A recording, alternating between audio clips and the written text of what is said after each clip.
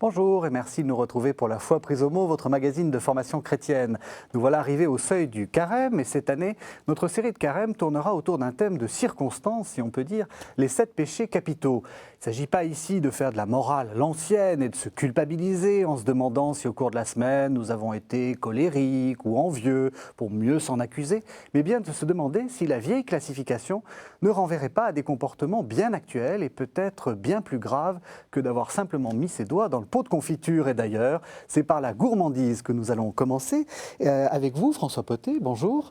Vous êtes curé à Notre-Dame du Travail, et en fait à Paris, et vous allez nous accompagner tout au long de cette série, un peu comme une sorte de référence. Vous êtes notre point... toujours les gens dans les péchés. Vous êtes notre point de référence. Florent Kellier, bonjour. Bonjour. Vous êtes historien, vous êtes maître de conférences en histoire moderne à Tours. Vous êtes également le titulaire d'une chaire au nom bien amusant, bien intéressant. C'est la chaire CNRS Histoire de l'alimentation des mondes modernes. Et d'ailleurs, vous êtes l'auteur de ce très beau livre qui s'appelle Gourmandise, Histoire d'un péché capital, qui est paru aux éditions Armand Collin.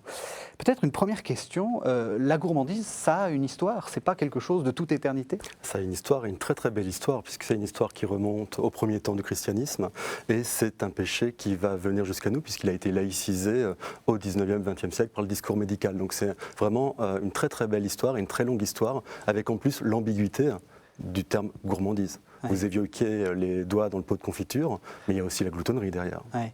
On va commencer peut-être par faire quelques distinctions. Alors peut-être l'un et l'autre. Quelle définition première là, vous donneriez de la gourmandise? Et puis on va essayer justement de les distinguer à gloutonnerie, etc. Peut-être François Potet, quelle est votre première définition rapide? Première définition, un rapport déréglé avec la nourriture, un rapport... inapproprié avec la nourriture, mais bon, ça demanderait beaucoup de développement, mais on va les faire après. Voilà. Mais il y a un rapport quand même, oui, un rapport qui est mal approprié avec ce que Dieu donne.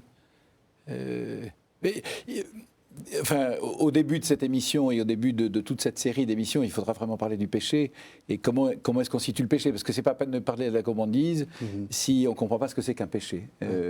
Donc il y a un aspect historique qui est vraiment très intéressant pour voir comment, enfin, j'imagine comment ça se développe dans l'histoire, mais le péché, il est de tout temps et depuis l'origine, et ça, il est bon. Ben on va en parler peu à peu. Oui. Quelle définition vous donneriez? Alors, si je prends une définition 21e siècle, moi je dirais que la gourmandise, et je parle bien de gourmandise, est une joie de vivre instinctive, j'ai même envie de dire une politesse, une forme d'éducation qui est l'héritage du discours gastronomique 18e, 19e. Mais par contre, si on essaye de creuser davantage l'origine de gourmandise, et là on s'aperçoit qu'au départ il y a un malentendu dans la traduction du terme goula. Goula, c'est le gosier en latin, et c'est là le péché de gourmandise pour l'Église catholique, et le fait que l'on ait traduit en français goula par gourmandise a entraîné un certain nombre de malentendus, puisque derrière gourmandise on peut comprendre gloutonnerie, on peut comprendre goinfrerie, on comprend également l'ivresse. L'ivresse fait partie du péché de gourmandise pour l'Église catholique, mais on peut aussi comprendre un plaisir de la bonne chair, et là on peut très bien avoir une gourmandise positive. Et d'ailleurs l'Église catholique ne condamne pas le plaisir de la bonne chair, mais elle condamne bien, comme vous l'avez souligné, le dérèglement, ce qui est très important puisque il y a une évolution, une adaptation de la gourmandise en fonction des siècles, en fonction des contextes et en fonction des milieux sociaux. C'est-à-dire que la notion de gourmandise n'aura absolument pas le même sens pour une communauté monastique, pour des ecclésiastiques ou pour les laïcs. Vous avez parlé de goinfrerie, de gloutonnerie. Est-ce qu'on peut faire une distinction, ou c'est ce qu'a dit le père Potet, c'est-à-dire le fait d'avoir un rapport déréglé avec la Alors, les deux sont dans le dérèglement. Là, vous avez entièrement raison, on est totalement dans le dérèglement, et c'est ce que condamne l'Église. Et donc, ce qui veut dire que l'Église va établir des règles qui sont très importantes pour comprendre nos manières de table actuelles, par exemple. Mais goinfrerie et gloutonnerie ne sont pas synonymes. Le glouton, c'est celui qui mange trop. Avec trop par rapport à ses besoins physiologiques. Ce qui veut dire concrètement que la gloutonnerie n'aura pas le même sens pour un clerc, pour un paysan ou pour un noble, puisque les besoins physiologiques ne sont pas les mêmes. Quant à la goinfrerie, c'est celui qui mange sans éducation, sans élégance. Sale goinfre en français est un pléonasme. par définition le goinfre est sale. Et cela renvoie aux manières de table. Manières de ça, table. c'est pas un vrai péché, ça. Si, alors bien au contraire. Bien au contraire, parce que vous allez avoir tout un travail pédagogique mené par l'Église à partir du XIIIe siècle, et qui va ensuite continuer au XVIe, XVIIe, pour inculquer les bonnes manières. Les Espagnols disent les manières chrétiennes, les bonnes et les manières chrétiennes de table, avec l'idée qu'on va circonscrire le plaisir de la bonne chère uniquement au moment où on passe à table, avec une nécessaire convivialité. Et avec un certain nombre de bonnes manières que l'on doit respecter afin de rendre possible le plaisir de la bonne chère. Mais tout ce qui est hors du moment où on est à table peut entraîner un dérèglement. C'est-à-dire que par exemple, le grignotage hors repas, qui est condamné aujourd'hui par le discours diététique, est condamné par l'Église dès le Moyen-Âge, comme étant la preuve d'un dérèglement alimentaire. Et à table, il faut pouvoir manger proprement sans dégoûter les autres convives. Et cet élément est important parce que pour l'Église, on est au cœur d'une notion de communion ou de convivialité à table avec respect des autres convives et du rang social des autres convives. Je pense qu'il faut faire attention, enfin, à travers ce que vous dites, c'est pas l'Église qui fabrique un péché, c'est-à-dire c'est pas l'Église qui définit le péché c'est un péché, que quoi que l'Église en dise, le péché c'est un péché, c'est-à-dire c'est quelque chose qui me détourne de Dieu, qui m'empêche, c'est-à-dire c'est pas la peine de parler de péché si on n'est pas avec des gens qui cherchent Dieu. Je parle à des personnes qui veulent se rapprocher de Dieu. Et je vais leur dire, sur ce chemin, attention, il y a des obstacles, il y a des difficultés. Il y a des éléments, on va les détailler justement au cours des semaines, qui peuvent nous empêcher, nous freiner sur cette course vers Dieu. Et ça, c'est l'expérience de chacun, l'expérience de... Bon. L'Église qui est une mère et l'Église qui veut éduquer ses enfants dit, voilà comment se présente ce péché et voilà comment on peut l'éviter. Voilà comment les différentes formes, parce que l'Église entend les hommes. Moi, prêtre, je confesse souvent, donc je vois bien l'expérience qu'on peut avoir de ce péché, qu'il a plusieurs formes, qu'il a plusieurs manières.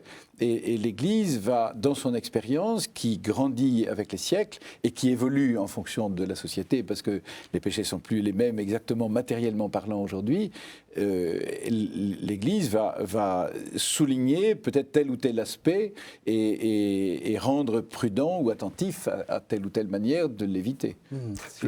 L'Église joue un rôle très important dans la codification des péchés. C'est bien l'Église par son enseignement qui explique quelle est la matière du péché de gourmandise ou un des autres péchés capitaux. Et en ce sens, vous avez un auteur qui sera capital dans la culture médiévale et pour vraiment cette codification du péché de gourmandise, c'est le pape Grégoire le Grand au VIe siècle, dans le commentaire moral du livre de Job, où là, on va avoir vraiment une définition très précise de ce qu'est le péché de gourmandise et surtout de ce péché capital qui en entraîne d'autres, évidemment, puisque c'est un péché capital. Et on va avoir les filles vicieuses de Goula qui vont bien être expliquées, présentées par Grégoire le Grand, comme par exemple la loquacité excessive, comme par exemple la débauche, comme par exemple le fait de se laisser aller, etc.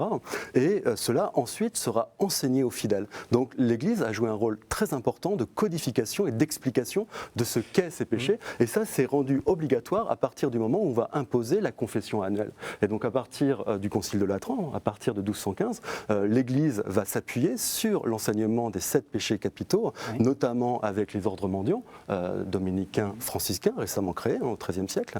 Et cela va jouer un rôle essentiel dans la diffusion de ce que sont les 7 péchés capitaux et en quoi cela peut entraîner un certain nombre de conséquences très graves pour les fidèles. Mais c'est bien un enseignement de l'Église. C'est intéressant ce que vous dites parce que on comprend, aujourd'hui, on a beaucoup de mal à comprendre comment la gourmandise, par exemple, est un péché capital. Parce qu'en réalité, on comprend très mal ce que c'est qu'un péché capital.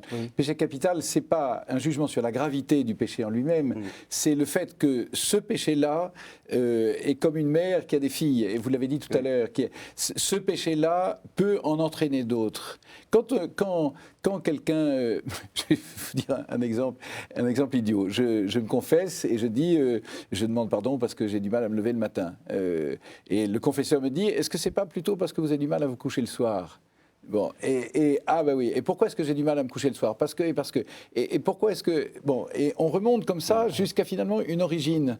Et on s'aperçoit que cette origine, c'est là qu'il faut agir, parce que ça a des conséquences. Eh bien, comme vous avez dit tout à l'heure, la loquacité, on parle trop, ou on se laisse aller, eh bien, on s'aperçoit qu'en remontant, la gourmandise est comme une tête à partir de, et que si on fait attention à cette réalité-là, petit à petit, la vie elle-même va changer parce que concrètement, mes comportements vont changer.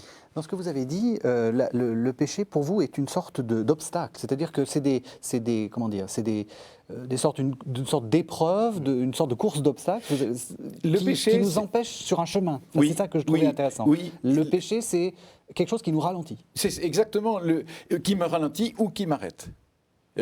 La différence entre péché véniel ou péché mortel, péché modéré ou péché grave, eh bien, le péché modéré, le péché véniel me freine, le péché mortel, le péché grave m'arrête, voire me détourne pour prendre un autre chemin. Je vais vers Dieu, je veux rester en communion avec Dieu. Dieu est l'origine et la fin de ma vie. Bon. Sur ce chemin, Dieu me dit, je te donne tout, mais fais-moi confiance. Bon. Le péché, c'est un manque de confiance en Dieu. Je me détourne de Dieu parce que je suis plus attaché à quelque chose d'autre que Dieu, ou à quelqu'un d'autre qu'à Dieu. Et du coup, plus je m'attache à cette réalité, et plus je me détourne de Dieu, et donc je me freine dans cette course. Et donc, c'est là que le démon est très fort, parce qu'il réussit à me faire croire que telle réalité ou telle personne peut me donner plus de plaisir ou plus de joie, et finalement plus de bonheur. Plaisir, joie, bonheur, il faudrait faire les distinctions, que Dieu directement. Et c'est là que le démon, comme dit Jésus, est menteur, prince du mensonge, homicide dès l'origine. C'est intéressant dans votre vision dynamique, c'est que vous ne réduisez pas le pécheur à son péché. C'est-à-dire que non mais il faut bien le dire, il faut bien le dire. C'est-à-dire que c'est des sortes de choses trappes, quoi. Exactement. Des choses, d'où la liste. Il faut en avoir une liste. Et cette notion d'entrave, effectivement, elle est essentielle, elle est à l'origine des 7 péchés capitaux. Et si on essaye de voir quand apparaissent vraiment ces 7 péchés capitaux, qui au départ sont 8 en réalité. On a 8 vices. On est dans le désert égyptien, on est vers le 4e siècle avec Évagre le Pontique, père du désert, qui va déterminer quels sont les 8 vices utilisés par le diable pour empêcher ou entraver les pensées mauvaises que le diable inspire. Exactement. Pour les moines, afin d'éviter que les moines puissent s'élever vers Dieu. Et le premier de ces vices est justement la gourmandise. C'est la gourmandise, et la gourmandise qui est tout de suite suivie de la luxure. On a le couple Gula-Luxuria, qui est un couple qui va durer jusqu'à nos jours, dans la compréhension de la gourmandise, avec l'idée que l'appétit de ventre peut aussi entraîner l'appétit du bas-ventre. Et là, on retrouve bien cette idée d'un effet domino. C'est-à-dire je commets un péché, puis j'en commets un autre, et ainsi je m'enfonce dans la notion de péché. Ce sont les 2 péchés principalement liés au corps et liés au sens. L'appétit des sens, c'est ce qui flatte les sens, et les sens du goût. C'est très intéressant d'étudier, enfin vous connaissez ça, c'est votre métier, mais les sens liés au goût, enfin le goût lui-même en réalité c'est assez basique, parce que le toucher intervient énormément dans le goût, et le toucher finalement va être lié à tout le corps et va faire des sensations dans le corps, et puis petit à petit relâcher le corps, et on arrive à la luxure effectivement assez rapidement. Ça c'est... Alors le goût, vous avez raison de bien insister sur le goût, et puis cette idée qu'au départ on est sur des péchés qui sont des péchés charnels. Il y a un mouvement chez Évagre le Pontique, on part des péchés charnels et on va vers les péchés spirituels, on finit par l'orgueil, qui est bien plus grave. Mais pour le goût, simplement sur le goût, ce qui est intéressant, si on prend les travaux des théologiens médiévaux, c'est que le goût est compris comme ayant été créé par Dieu, et que c'est Dieu également qui a donné du goût aux aliments, et qui a donné à l'homme la capacité de ressentir du plaisir en mangeant. Donc il n'y a pas de condamnation du goût et du plaisir ressenti en mangeant, puisque c'est Dieu qui l'a voulu. Sinon, on est dans une logique de médecine et de médicaments. Et l'objectif étant de se maintenir en vie et de pouvoir répondre à l'injonction biblique qui est essentielle, croissez, multipliez. C'est tout à fait, je reviens, c'est tout à fait ce que dit finalement Thomas d'Aquin, qui va nous faire notre première pause dans sa somme de théologie par Secunda Secundae, question 148, où justement il commence en disant que le vice de gourmandise ne consiste pas en la substance de la nourriture, et on dit que Thomas d'Aquin était plutôt gros parce qu'il aimait bien manger. Le vice de gourmandise ne consiste pas en la substance de la nourriture, mais en la convoitise non réglée par la raison. C'est pourquoi lorsqu'on dépasse la quantité normale de nourriture, non à cause de la convoitise, mais parce que l'on croit que c'est nécessaire, cela ne relève pas de la gourmandise, mais de quelque inexpérience. Ce qui relève de la gourmandise, c'est uniquement par convoitise d'une nourriture délectable, de dépasser sciemment la mesure lorsqu'on mange. Si le désordre de la convoitise gourmande est accepté jusqu'à détourner de la fin ultime, alors la gourmandise sera péché mortel. Ce qui arrive quand l'homme s'attache au plaisir de la gourmandise au point de mépriser Dieu, c'est-à-dire s'il est prêt à agir contre ses préceptes pour obtenir de tels plaisirs. Mais si, dans le vice de gourmandise, le désordre de la convoitise ne se rapporte qu'aux moyens, en ce sens qu'on désire trop les plaisirs de la nourriture, mais sans faire pour cela quelque chose de contraire à la loi de Dieu, alors la gourmandise est péché véniel. Alors voilà, on a entendu saint Thomas d'Aquin. J'aimerais qu'on refasse un peu l'histoire là dont vous avez parlé pour qu'on arrive un peu à comprendre comment ce que pour nous n'est pas vraiment un péché, hein, comme on dit, c'est un vilain défaut. Comment on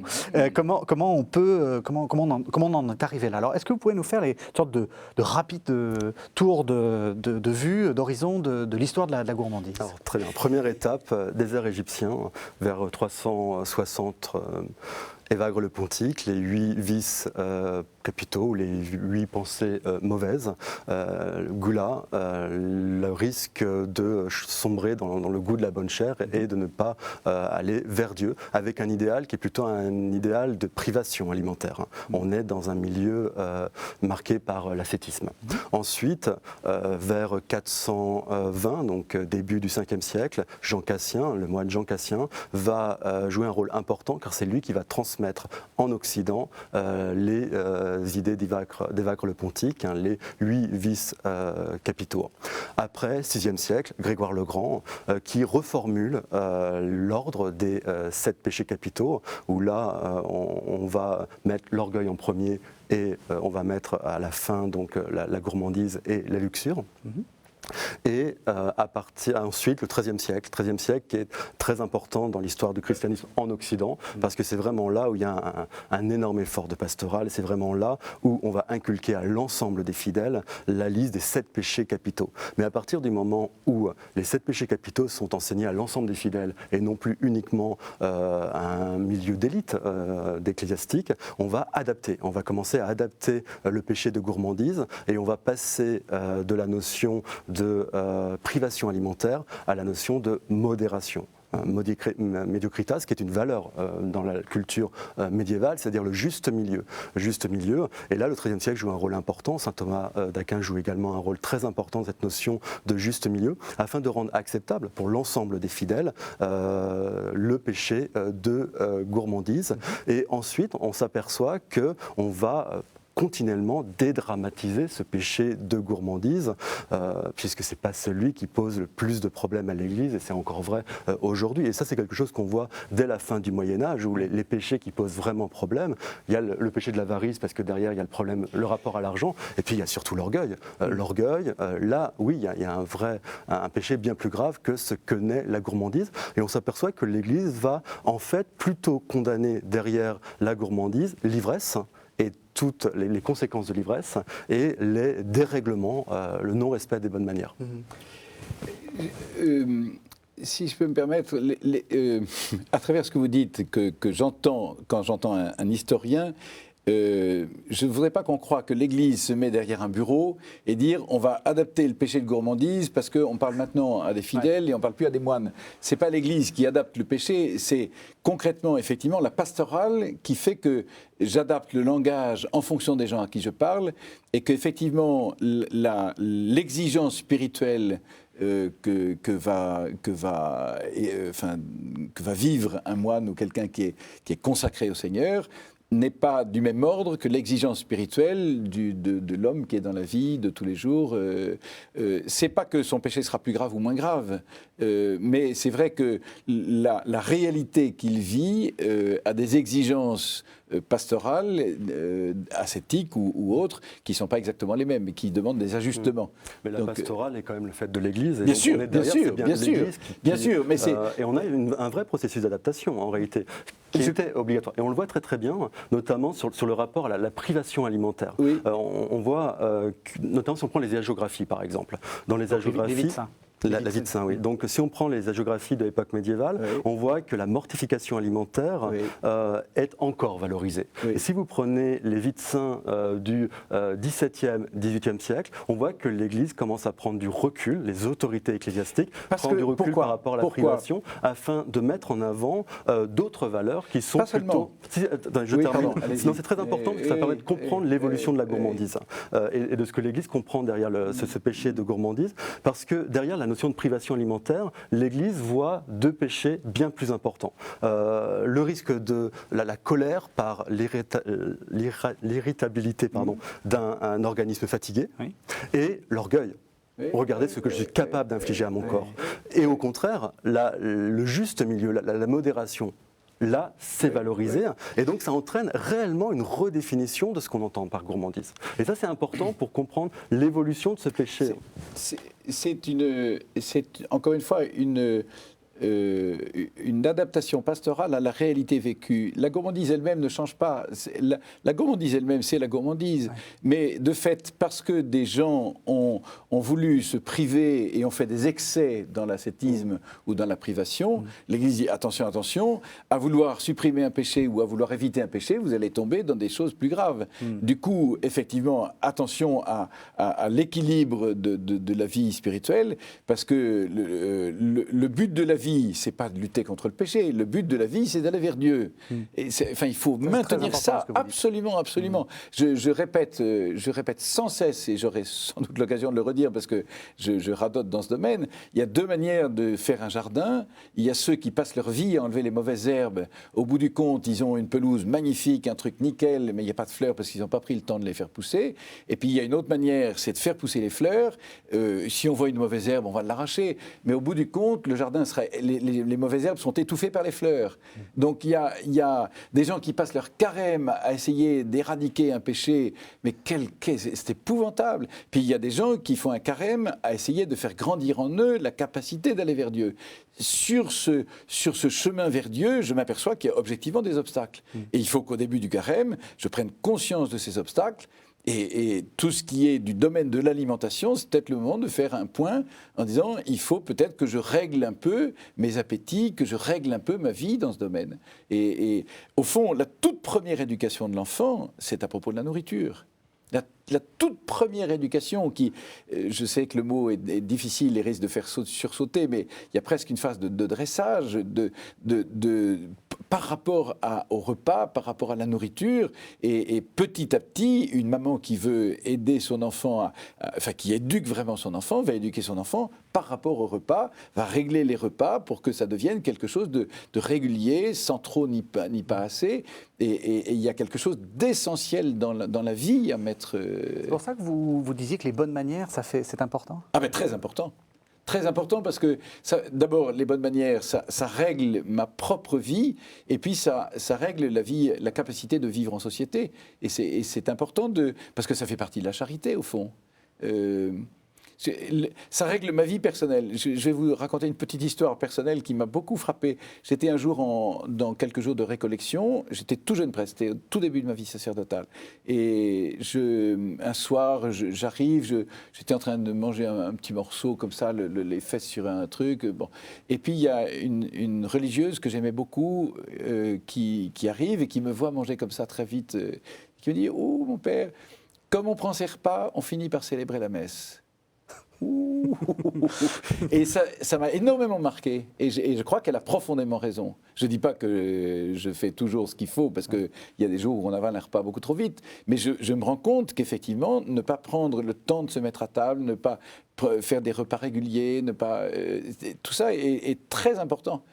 Et quant aux bonnes manières, eh bien, vous parliez tout à l'heure de la goinfrerie, ça fait partie de la charité. Et la gourmandise est peut-être très liée au problème de vivre. Si je me goinfre, je suis incapable de vous écouter, de parler avec vous, de m'intéresser à l'autre. Je suis complètement tourné sur moi-même.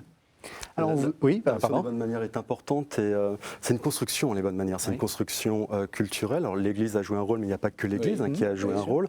Et ça montre bien que la notion de gourmandise n'est pas un invariable. En réalité, c'est pas la même chose la gourmandise au IVe que la gourmandise au XVe siècle. En réalité, ça évolue réellement. Et c'est en ça qu'on peut faire une histoire de la notion. C'est-à-dire que au IVe siècle, c'est quoi être gourmand et c'est quoi être au XVe et c'est quoi être au XVIIe? Alors au IVe siècle, c'est là où on parlait de cette privation alimentaire, où on demande beaucoup à son corps, mais on est vraiment dans un milieu qui est très restreint. Pardonnez-moi. Pendant que les moines, dans leur désert d'Égypte, faisaient des efforts pour se priver, parce que par ascétisme, il faudrait comprendre ce que c'est que l'ascèse. Pendant ce temps-là, dans les maisons ordinaires, il y avait aussi des gens qui faisaient de la gourmandise. Pas au sixième. Oui, mais pas considéré comme un péché.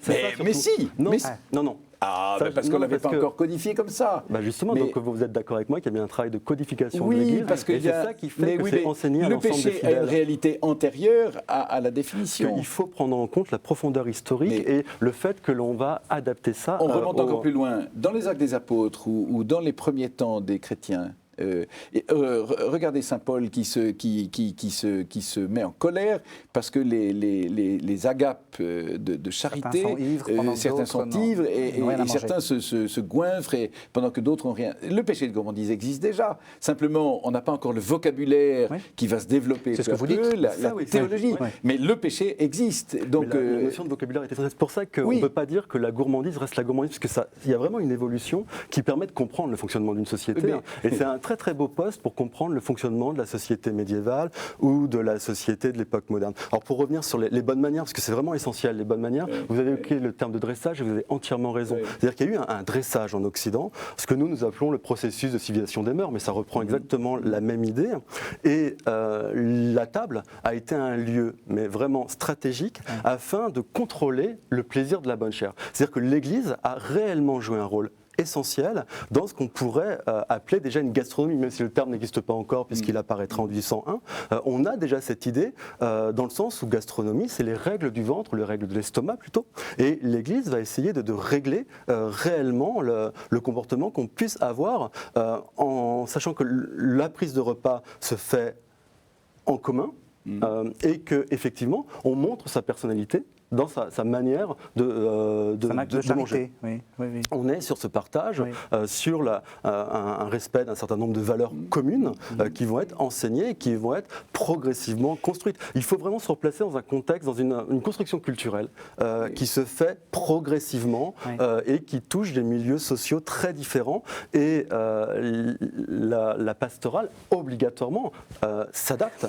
Et on le voit très très bien, par exemple, avec une notion qui me semble essentielle et qu'on a, dès le XIIIe siècle, l'idée que le péché de gourmandise, c'est quand on mange trop. Avec trop de raffinement ou en trop grande quantité, mais l'Église ne définira jamais, les théologiens médiévaux ou les théologiens de l'époque moderne ne vont jamais définir l'adverbe trop. Ça sera au confesseur de savoir ce qu'on entend par trop, en fonction de votre âge, en fonction de votre sexe, en fonction de votre milieu social, et il y a une constante adaptation, et ça il suffit de lire les traités de casuistique du XVIIe, XVIIIe. Alors pour l'époque, le XVIIIe, Jean Pontas, qui est la référence catholique du XVIIIe, et là vous voyez très très bien que la gourmandise en tant que telle n'est pas condamnée, mais c'est les conséquences de la gourmandise, et on a des cas très concrets où en fonction de votre âge ou votre statut social, on définit Oui, mais ce qu'on entend par c'est le là trop. qu'on a fait c'est là qu'on a fait des bourdes épouvantables.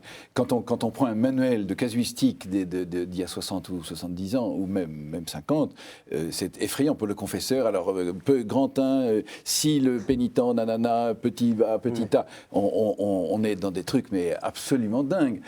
C'est justement, on a tué la morale avec la casuistique. Et on a tué la morale sous un espèce de flot de soi-disant théologie, mais qui n'en est plus, qui étouffe le pénitent, justement, dans un espèce de truc, une morale de l'interdit ou de l'obligation. Et encore une fois, parce qu'on a perdu cette idée fondamentale, je vais vers Dieu, et le péché est sur cette route quelque chose qui m'empêche d'aller vers lui. Alors, c'est comment... Je reviens sur les bonnes manières pour montrer comment des bonnes manières qui ont éduqué et qui ont été promues par l'Église, vous le disiez, pour éduquer, quand elles tournent à l'excès, deviennent mondanité. Oui. Et la mondanité, paf, on est tombé dans l'autre sens, de repas tellement bonne manière que ça devient une espèce d'exercice social qui est un espèce de jeu où on se cache derrière un rôle. Et puis finalement, on a des familles qui, au lieu d'aller à la messe de minuit, font un gueuleton absolument effrayant. Et enfin, vous voyez, et là, c'est la gourmandise quand même qui est le lieu, le repas, tout ce qui est autour de la nourriture. Mais c'est vrai que la question, c'est que pendant longtemps quand même, dans l'Église, on a été un peu mal à l'aise avec la notion de plaisir et remettre bien à sa place la notion de plaisir, ça c'est absolument essentiel. Et c'est pour ça que replacer simplement le plaisir alimentaire au moment du repas et après le bénéficité, qui montre bien qu'on contient son ventre avant de passer à table, était pour l'Église la façon d'admettre le plaisir alimentaire. Toutes les autres, le grignotage, par exemple le terme friandise ou friponner, qui est un terme du XVIIe siècle. Friponner, c'est manger hors repas. Et c'est un défaut, c'est condamné. Et on friponne, et ce sont des friandises que l'on mange, et là aussi c'est condamné, comme une forme de dérèglement. Donc effectivement, on garde le plaisir et on voit très très bien quand on lit les écrits des théologiens qu'on est un peu embêté avec cette notion de plaisir et qu'on a trouvé un moyen de circonscrire ce plaisir à la table à partir du moment où on respecte un certain nombre de bonnes manières. Et c'est en cela qu'il y a une culture gastronomique très importante qui va se développer en France et en Italie, deux pays de culture latine, romaine, catholique, où là on voit très bien comment l'Église a joué un rôle essentiel dans le développement de la grande culture gastronomique italienne et française. Et si je peux rajouter aussi un petit élément, mais pour l'époque moderne, donc 17-18e siècle, l'Église enseigne également, l'Église catholique, que les dépenses de table reflètent l'ordre social, la hiérarchie sociale. Et donc il est tout à fait normal que la table d'un évêque soit mieux pourvue que la table d'un simple prêtre, et il est tout à fait normal que la table du roi ou d'un aristocrate soit mieux pourvue que la table d'un simple bourgeois, puisque l'on reflète ainsi la hiérarchie sociale voulue par Dieu. Mais par contre, un bourgeois qui aurait une table bien trop pourvu, là il commet un péché, puisqu'il ne respecte pas son rang, sa naissance. Là on est à l'époque moderne, on est sur du 17-18e siècle. Nous allons faire une petite pause, une seconde petite pause en étendant un texte du philosophe Alain. C'est un de ses propos, ses fameux propos de philosophie. Celui-là date du 30 mai 1922 et il réfléchit justement à la question des péchés. Ainsi qu'un homme qui cède à la peur, je ne dirai jamais qu'il a choisi de céder à la peur. Car il n'est pas difficile de céder à la peur. Il est inutile de le vouloir. La peur tire continuellement.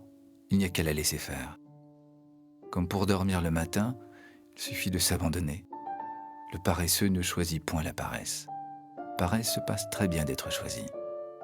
La gourmandise de même et la luxure et tous les péchés, cela va tout seul.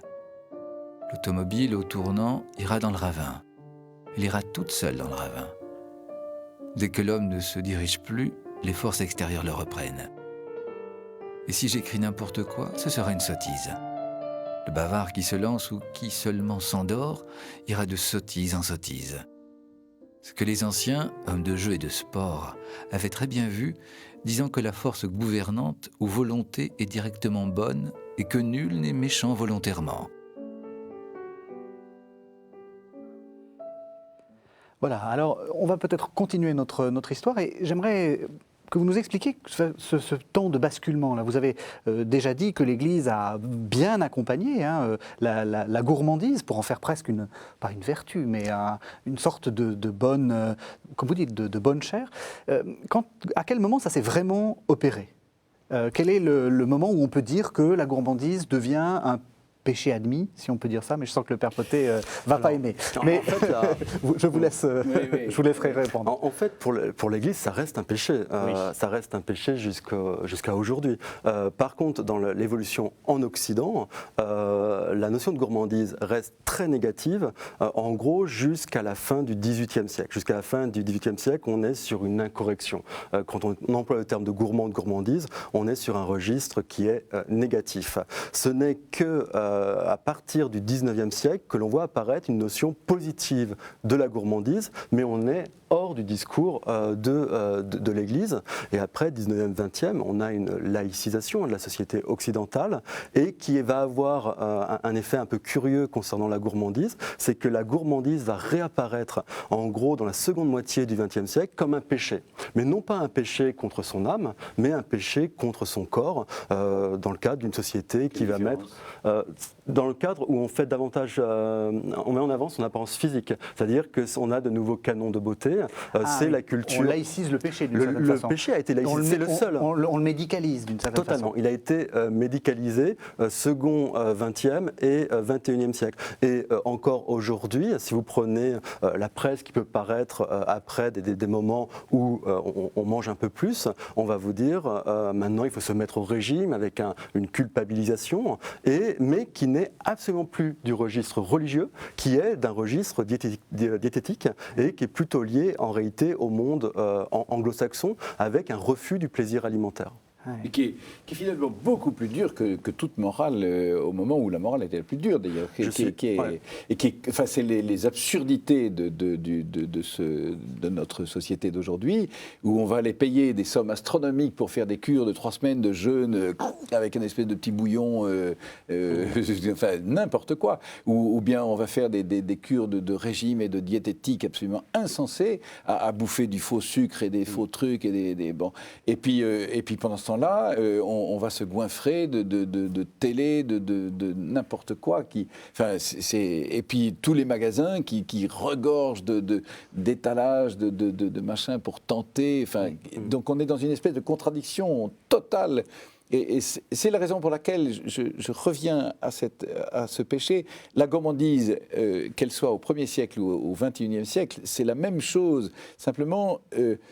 Je vais vers Dieu, je m'aperçois qu'il y a des choses qui me freinent là-dessus. Ah bon, quel est votre rapport à la nourriture? Quel est votre rapport au repas? Et petit à petit, quand j'écoute la personne, évidemment, celui qui est paysan, qui travaille la terre, celui qui est moine dans son monastère, celui qui est ambassadeur, celui qui est homme d'affaires et qui déjeune au restaurant tous les jours, les choses sont très différentes pour chacun, mais tous ont une manière de surmonter la gourmandise ou de s'arrêter à la gourmandise. Une question naïve, pourquoi ça nous détournerait de Dieu ? Pourquoi l'Église a tellement eu besoin de prévenir De prévenir, mais c'est mon expérience. C'est mon expérience. Et relisez les 3 messes basses d'Alphonse Daudet. Quand vous êtes envahi d'idées de foie gras, de caviar ou de je ne sais pas quoi, ben, vous ne pensez plus à autre chose. Et quand vous êtes goinfré ou quand vous êtes un peu repu de très bonnes choses, si c'est un très bon moment où on était dans la charité, où on s'est parlé, ça reste un très beau moment, avec beaucoup de plaisir. Mais si ça reste quelque chose où on est un peu too much, il y a quelque chose, un excès, eh ben, on s'aperçoit que je ne peux pas aller prier après, ou je suis gêné surtout si je suis un peu lascif et que je suis entraîné vers d'autres péchés, j'ai bavardé, on a raconté des trucs qu'on n'aurait pas dû, et finalement tout s'en mêle, et je suis beaucoup moins clair dans ma relation à Dieu. Et il faut que j'aille me confesser pour renettoyer le pare-brise, parce que j'y vois moins bien, il y a quelque chose qui... Et puis il y a la dimension charnelle qui est essentielle également, qui explique le statut particulier de la gourmandise, puisque gourmandise, gourmandise luxure. On est sur ce couple-là, Oui, en oui, réalité. oui. Et c'est quelque chose que l'on voit, par exemple, chez Grégoire Le Grand, quand il dit que par une forme de signature anatomique, le ventre est au-dessus du bas-ventre, qu'il y a cette Oui. signature qui est indiquée. Et on le voit très très bien quand on a voulu développer un plaisir honnête de la gourmandise, du plaisir de la bonne chair, une honnêteté du plaisir de la bonne chair. On a essayé de valoriser le haut du corps. Et quand on lit les personnes qui travaillent sur le plaisir de la bonne chair, l'idée c'est surtout, on ne parle plus du ventre, puisque le ventre est associé au bas et à l'ignoble, et au contraire, on va valoriser le palais, et c'est un élément qui est essentiel, c'est-à-dire qu'à partir du 17-18e, quand on veut parler de la personne qui aime bien la bonne chair, on va dire qu'il a un palais. Et pourquoi le palais et pas un ventre? Parce que si vous prenez Goula, en réalité, la gourmandise, c'est très simple, c'est Goula, c'est ce qui descend vers le bas du corps. C'est la gueule, le gosier, ce qui descend. Le palais, c'est ce qui permet d'intellectualiser. Et si vous prenez l'image, par exemple, du gastronome, qui est une image 19e. En réalité, le gastronome, c'est celui qui analyse, c'est celui qui sait parler, c'est celui qui a le bon vocabulaire. Et là, on retrouve les bonnes manières. Les bonnes manières de table, c'est aussi la manière de savoir parler. Parler de la tendreté de petits pois ou du goût d'un vin, etc. C'est un intellectuel de la gourmandise, d'une certaine façon. Non, le gastronome. Non, un intellectuel du goût. Ah oui. Et pas de la gourmandise, c'est pas pareil. Vous tenez, mais oui, parce que qu'en réalité, il faudrait faire la distinction entre gourmandise et goula. Je pense que ce serait nettement moins. On aurait moins de problèmes sur définir ce qu'est la gourmandise s'il n'y avait pas eu cette traduction de goula par gourmandise. C'est une traduction qui apparaît au XVe siècle. C'est pour ça qu'on a du mal parfois, parce que en réalité, la notion de gourmandise est quand même largement lexicale. C'est-à-dire qu'on est sur des termes et des traductions qui ne renvoient pas aux mêmes éléments dont on est. Par exemple. Et je pense que l'un comme l'autre, vous êtes sur deux lignes, par exemple, si vous prenez l'espagnol. L'espagnol a conservé gula. Si vous prenez l'italien a conservé gola. Si vous prenez l'anglais a pris gloutonie. Il n'y a pas d'ambiguïté. On sait ce que ça veut dire. Le problème français, c'est qu'on a traduit, et le mot qui s'est imposé pour goula, c'est gourmandise. D'où le fait qu'il y a une grande ambiguïté sur ce péché. Et ce qui est fascinant pour un historien, c'est que justement, c'est le seul péché qui pose ce vrai problème de définition, en fait. Attendez, il y a une ambiguïté pour l'historien, mais je peux vous promettre que dans le confessionnal, il n'y a pas d'ambiguïté. Voyons, je sais très bien que j'ai un rapport à la nourriture qui n'est pas équilibré, qui n'est pas bon. Est-ce que les gens parlent justement de gourmandise? Est-ce qu'ils s'accusent de péché de gourmandise? Je ne m'accuse jamais, et j'enseigne aux gens de ne pas s'accuser. C'est Satan qui accuse. Je demande pardon. Est-ce que justement, pour aller dans ce sens-là, est-ce que justement, il n'y a pas une sorte de, comment dire, on est victime de l'histoire et cette histoire des représentations qui fait que on ne sait plus très bien ce que c'est que la gourmandise, et en plus, on est culpabilisé peut-être encore plus par le discours médical, le discours... Exactement. En disant, finalement, la gourmandise, je la laisse à mes médecins, d'une certaine façon. Exactement. Et je pense qu'il y a un vrai travail à faire de reprendre ce qu'est réellement ce rapport du corps, du goût à la nourriture, bien équilibrer le plaisir à sa place comme don de Dieu et non pas recherche pour lui-même qui finalement me sépare de Dieu. Et je pense qu'il y a vraiment, au début du carême, un très bel axe à reprendre. Je disais tout à l'heure que toute éducation commence avec l'éducation du repas, mais l'éducation commence aussi pour l'enfant avec l'éducation du goût. Et je pense que c'est très important qu'on puisse avoir du goût, développer ce sens du palais pour apprécier les bonnes choses, pour rendre gloire à Dieu à travers ce qu'il a fait de beau et de bon. Mais il y avait, en même temps que j'éduque le goût et le palais, en même temps, il faut que j'éduque cet appétit et que j'éduque ce concupiscible, pour prendre un vocabulaire un peu spécialisé, mais qui finalement m'empêche de poursuivre ma route, ou au contraire me met dans ce courant vers Dieu. Et ça, c'est important parce que ça montre bien qu'au sens propre du terme, l'Église a créé une gastronomie réellement, dans le sens où elle a réellement réglé les repas, ou tenté de régler les repas et d'inculquer un certain nombre de règles. Et c'est important sur le... Vous direz que l'Église est facteur de la gastronomie? Alors non, je n'irai pas jusque-là, mais elle a été un des facteurs explicatifs du développement d'une grande gastronomie réputée en Italie et en France et dans d'autres pays catholiques. Alors pas tous, parce qu'il y a d'autres facteurs qui ont joué, il n'y a pas que l'Église. Mais en tout cas, ce qui est sûr, c'est que l'Église catholique n'a absolument pas été un obstacle au développement d'une gastronomie. Et que, au contraire, non mais c'est très important, parce que le discours qu'a tenu l'Église n'a jamais été de condamner le plaisir de la bonne chère, ça a été de contrôler ce plaisir de la bonne chère et de le rendre acceptable. Et ça, je crois que c'est vraiment essentiel. Et moi, ce qui m'a passionné en tant qu'historien, c'est de voir comment, en fonction des périodes historiques, on adapte un certain nombre de règles. Et surtout, et là, ça a été pour moi une révélation, une révélation, le terme est bien trop fort, excusez-moi. Ça a été une surprise de voir à quel point le discours de la fin du XXe et du XXe, qui est un discours donc, qui a été complètement laïcisé sur la notion de péché de la bonne chère, a été mais d'une violence qui n'a rien à voir, strictement rien à voir avec ce que l'Église a pu enseigner concernant le péché de gourmandise. C'est-à-dire que le discours le plus culpabilisant a été tenu par des médecins dans la seconde moitié du XXe, et ça n'a jamais été le discours de l'Église. Vous pensez que justement on est encore dans cette évolution-là, ou qu'on va dépasser cette évolution? C'est-à-dire qu'actuellement, la gourmandise, c'est plutôt de la culpabilité? Alors, il me semble que du côté latin, côté de la culture latine, on a quand même cette notion de plaisir, et il y a une forme de résistance qui existe. Et dans le discours médical actuel, de plus en plus, on voit apparaître la notion de plaisir, ce qui n'existait pas encore au second XXe siècle. Et on s'est rendu compte que le plaisir, l'homme en a besoin. Et que le régime doit intégrer obligatoirement la notion de plaisir. Et on le voit très bien si on compare rapidement le monde anglo-saxon et le monde franco-italien. On s'aperçoit, France-Italie, on mange de la nourriture, des plats, pas des médicaments. Pas des protéines, etc. Donc on a deux rapports à la table très différents, et ces rapports sont largement le fruit d'un héritage religieux, et notamment du catholicisme pour l'Italie et la France. Tout le problème vient qu'on vit dans un monde sans Dieu. Et quand on a enlevé la verticale dans un monde, eh bien on est dans des équilibres qui n'arrivent plus à trouver leur place. Alors il y a une espèce de guerre entre les médecins et puis les vendeurs de soupe.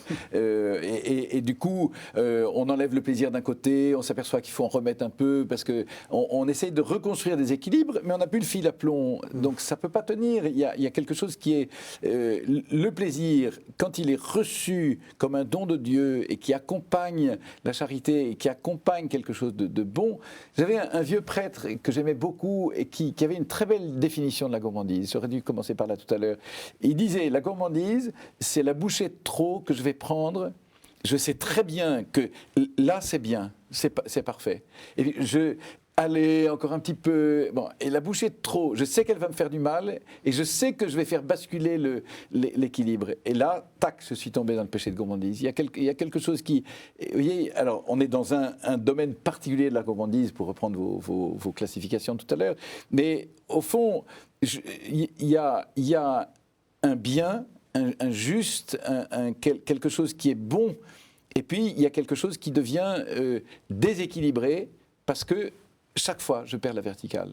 Chaque fois, je ne sais plus où je vais. Et en même temps, c'est la cause du péché, et puis en même temps, c'est la conséquence du péché.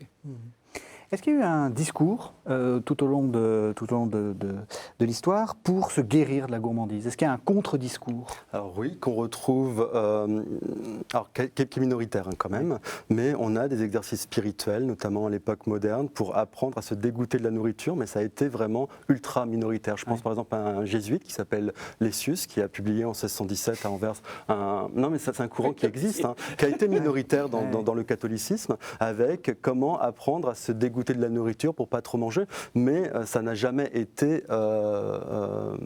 très très présent dans la culture occidentale. Oui, alors que les médecins font ça. Enfin, je veux dire, il y a eu des régimes pour se dégoûter par l'excès, Et si vous prenez le discours médical médiéval cette fois, le discours médical médiéval considère que la gourmandise peut être très dangereux, et il va mettre en avant davantage cette fois la santé, le corps, que l'âme, en disant que la gourmandise a tué beaucoup plus que l'épée, par exemple, que les femmes trop grasses ne pourront pas engendrer. Donc il y a comme ça un discours qui existe déjà au Moyen-Âge contre la gourmandise. Dernière question, puis après je laisserai le mot de la fin au père Potet. Vous avez dit opposition catholique Et puis, j'entends protestants dans le rapport à la gourmandise. Pourquoi, qu'est-ce qu'ils ont fait les protestants, eux? Pourquoi on a cette fracture? Donc il ne faut pas rentrer dans la caricature non plus. Non, les facteurs ne sont pas uniquement religieux. Il faut prendre aussi en compte la géographie, il faut prendre en compte le système politique.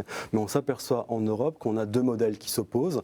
Un modèle du Sud, donc catholique, latin, avec une richesse des terroirs et avec un système qui est plutôt un système monarchie absolue pour l'époque moderne, et une Europe du Nord qui est davantage individualiste et qui a peur d'un certain nombre de valeurs portées par le Sud, l'absolutisme, eux vont parler du papisme, et de cette forme de culture de la table aussi. Et les protestants vont avoir une culture de la table qui est plutôt marquée par une modération constante.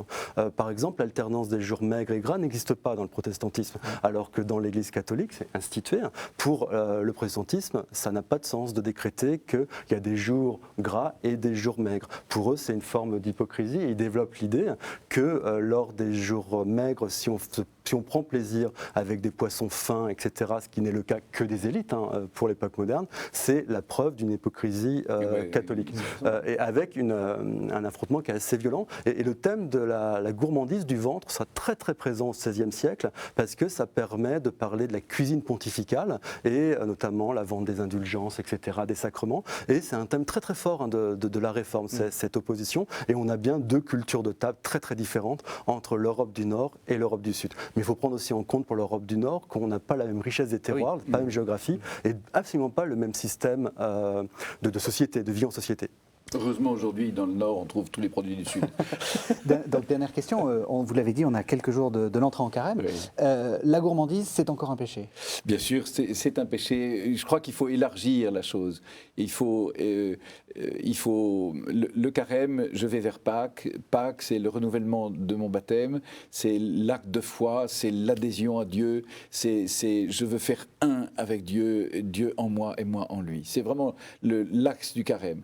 Donc, il va falloir, pendant le carême, écarter au fur et à mesure ce qui m'empêche d'avancer. Et concrètement, tout ce rapport à la nourriture qui est compliqué dans notre monde moderne, qui est compliqué dans ce qu'on a bien vu aujourd'hui, il faut simplifier. Il faut simplifier, et peut-être que c'est bon de reprendre justement le point de départ du carême avec un jour de jeûne. Je simplifie tellement que là j'écarte un bon coup. Sans héroïsme. Sans héroïsme. Puisque c'est de l'orgueil. Sans héroïsme, parce que ça risque de me conduire à l'orgueil. Et c'est pour ça on en reparlera, ne jamais faire quelque chose en dehors de l'obéissance et en dehors du conseil spirituel. Mais j'écarte un peu tout ça, et je reprends peut-être pendant le carême des habitudes de modération, de régularité, des choses simples au fond, qui n'empêchent pas le vrai plaisir, mais un plaisir qui est accueilli comme un don et non pas recherché pour lui-même. Merci beaucoup. Alors Florent Caillier, je rappelle le titre de votre ouvrage, Gourmandise, histoire d'un péché capital, qui a été préfacé par Philippe Delerme chez Armand Collin. Merci à tous les deux. Merci de nous avoir suivis. Vous pouvez retrouver cette émission sur www.ktotv.com. Merci à tous.